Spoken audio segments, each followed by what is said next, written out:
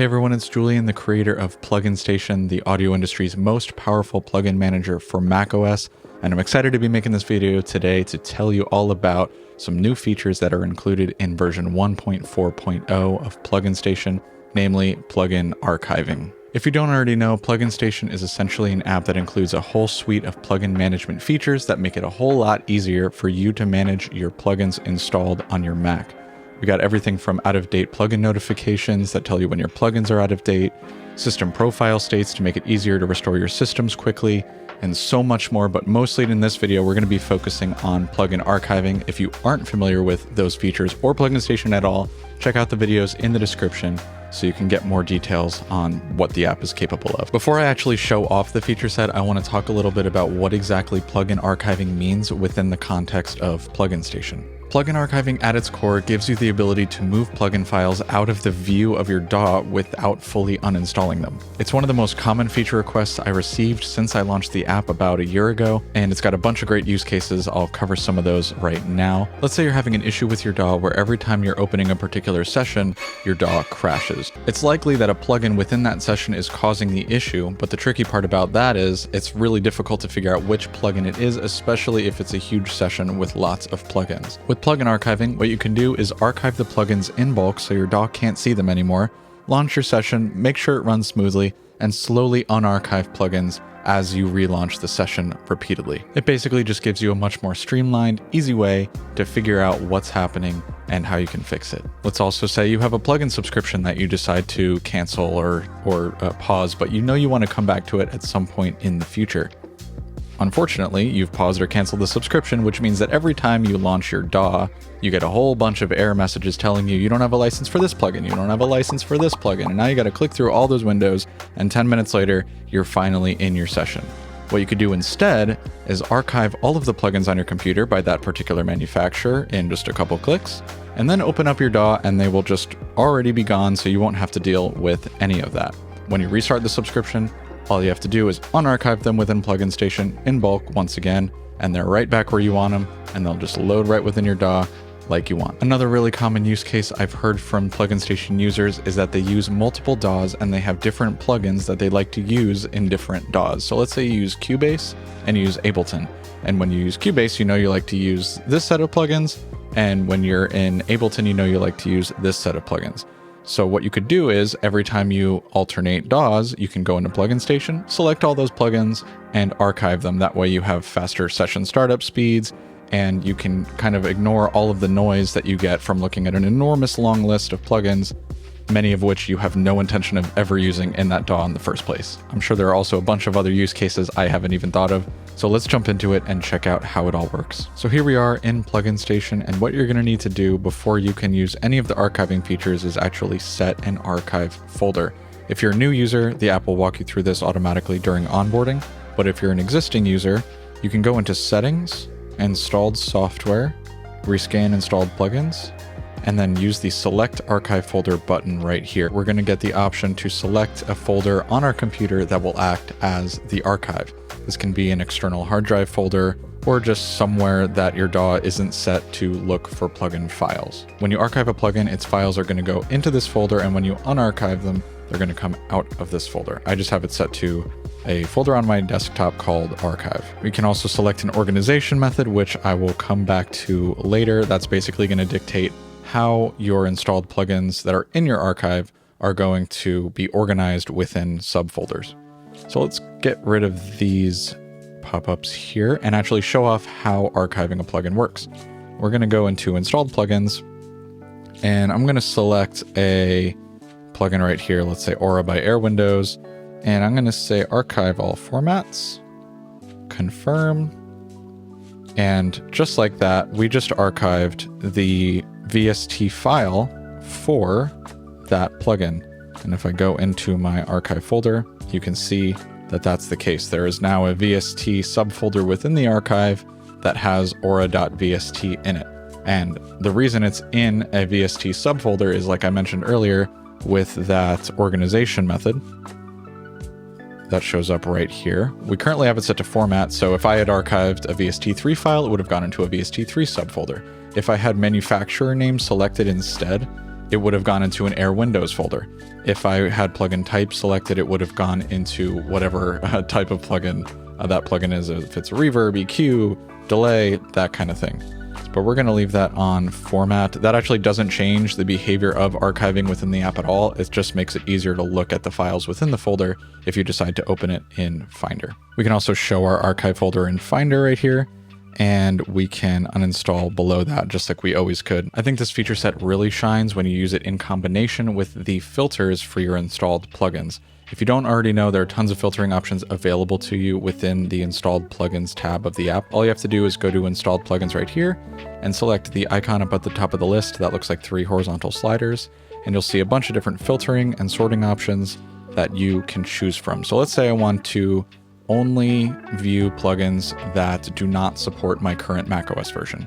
I can go into unsupported macOS versions, hit Tahoe, which is my current macOS version, and then hit apply.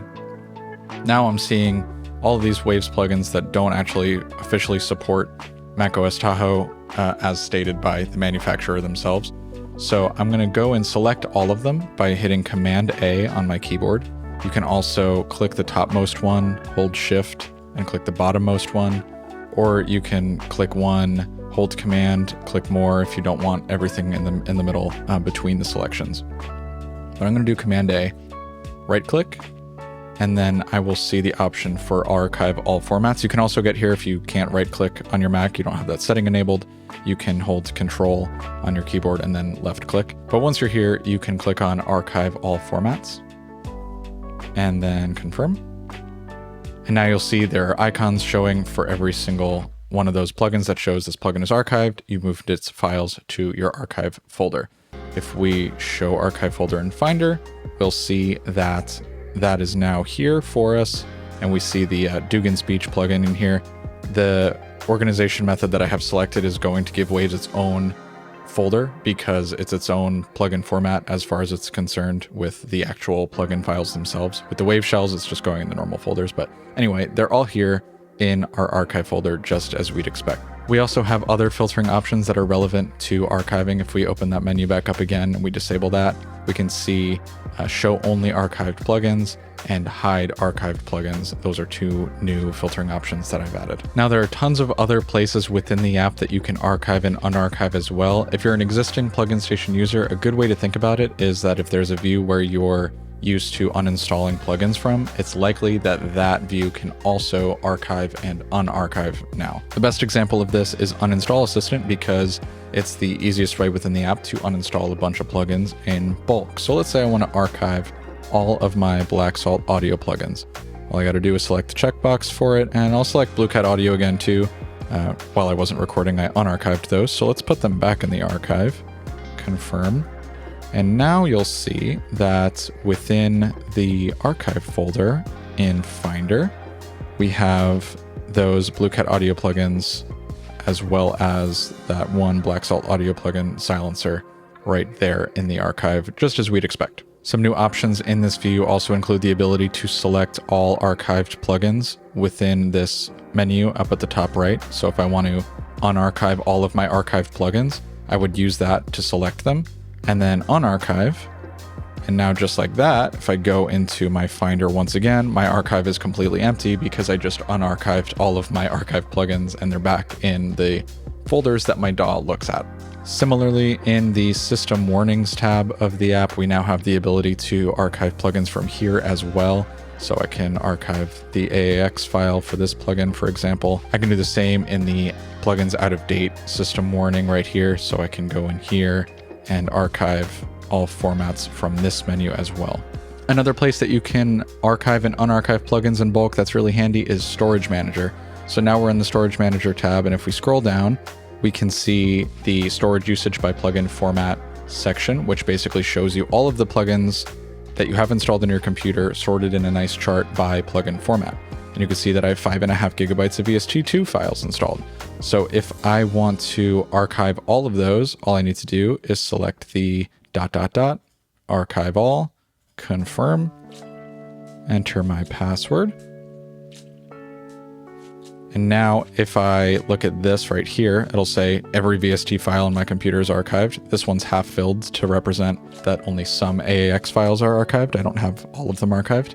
And if I look in my Finder window, I will see that all of my VST2 files have been moved into the archive and out of here. There's folders left over here, but they're all empty. You can do the exact same thing in storage usage by manufacturer.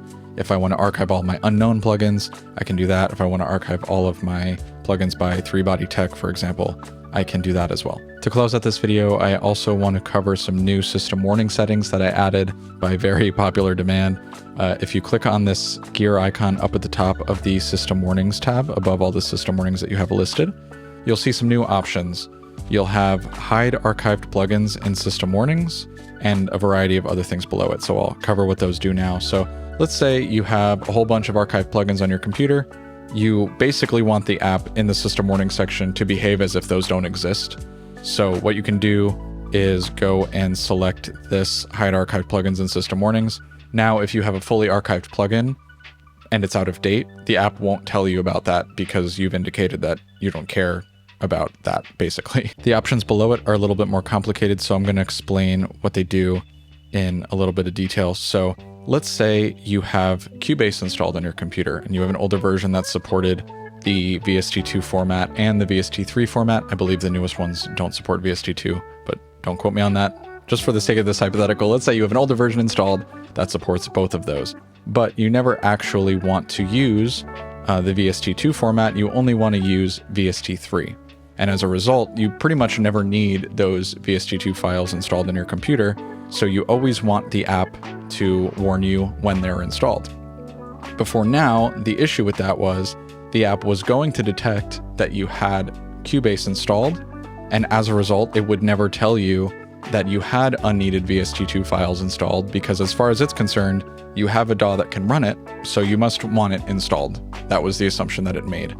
Now I've changed that, so you have the option to indicate, hey, I know I have Cubase installed, but I don't care. I never want that format installed, so anytime you detect it, tell me about it so I can get rid of it.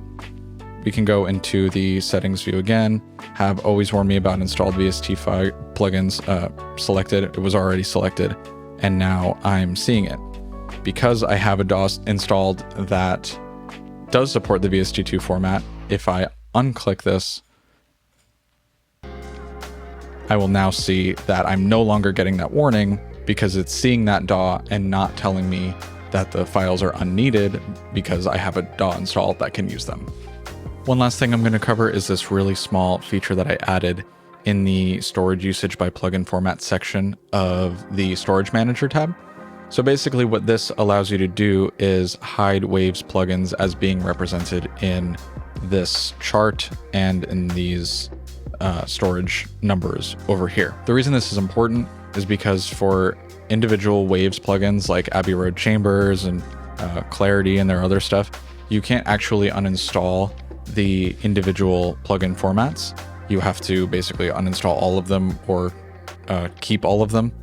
You can do it with Waveshell files, but not with the actual plugin files themselves. And what this would lead to is users uninstalling all of their VST3 files right here, but then still seeing a number here indicating that they still have VST3 files installed, which would lead them to think that the app didn't do something right and that it missed some files on their computer, when that wasn't really the case for users that had Waves plugins installed anyway.